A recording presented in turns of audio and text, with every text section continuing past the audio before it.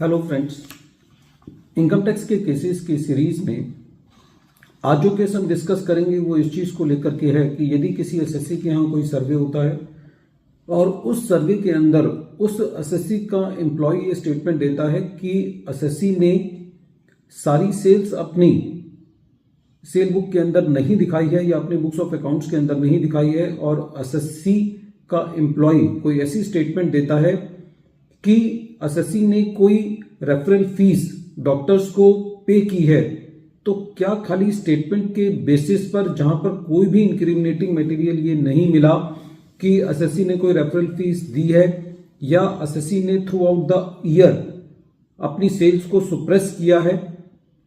क्या assessing officer खाली एक पीरियड के डिफॉल्ट को लेकर के पूरे साल के अंदर उस डिफॉल्ट को एक्स्ट्रापोलेट कर सकता है?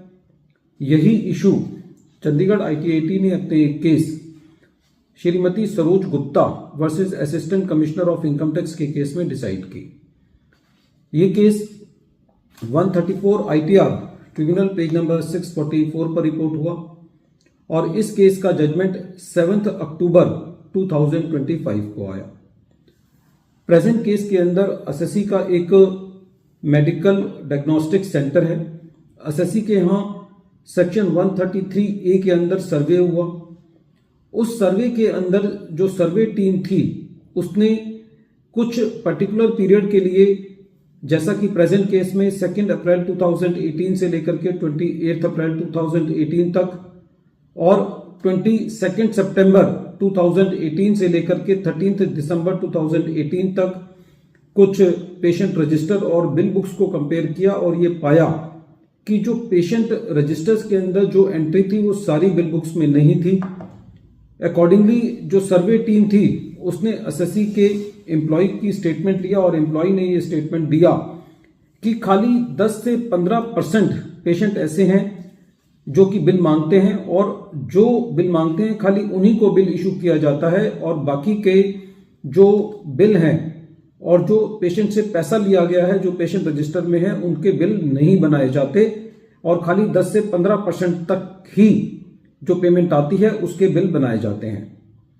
सेकेंडली, एम्प्लॉय ने यह भी एडमिट किया अपनी स्टेटमेंट के अंदर कि डॉक्टर्स को रेफरल फीस दी जाती है जो हमारे पास लोगों को टेस्ट करने के लिए रिकमेंड करते हैं, और उस स्टेटमेंट के बेसिस पर असेसिंग ऑफिसर ने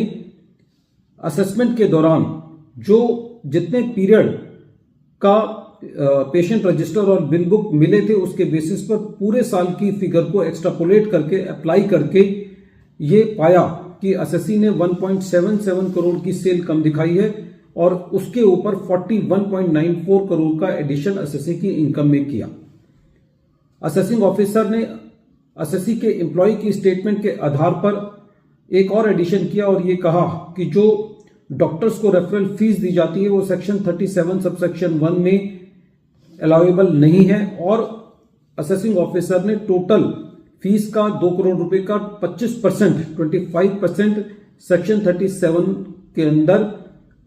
डिसअलाउ किया। जब ये मैटर सीआईटी अपील के पास था तो सीआईटी अपील ने असेसिंग ऑफिसर के ऑर्डर को अपील रखा, और जब ये मैटर ट्रिब्यूनल के पास गया तो ट्रिब्यूनल का सबसे पहले ये कहना था कि जो असेसिंग ऑफिसर ने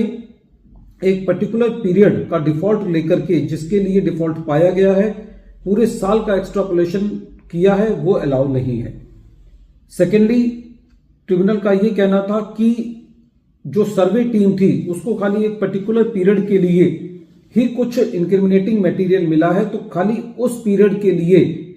एडिशन की जानी चाहिए, और ट्रिब्यूनल ने सारी एडिशन को, जो कि एक एडिशन 41.94 करोड़ लाख की थी और दूसरी एडिशन जो 50 लाख की थी, उस एडिशन को टोटल एडिशन 5 लाख पर पैक किया। थर्ड, ट्रिब्यूनल का यह कहना था कि जो एसएससी के एम्प्लॉय ने स्टेटमेंट दी है कि रेफरल फीस पे की जाती है उसके लिए भी कोई इंक्रिमिनेटिंग मटेरियल नहीं मिला है। ट्रिब्यूनल का यह कहना था कि जो सर्वे के अंदर स्टेटमेंट दी जाती है उसकी ज्यादा एविडेंटरी वैल्यू नहीं होती।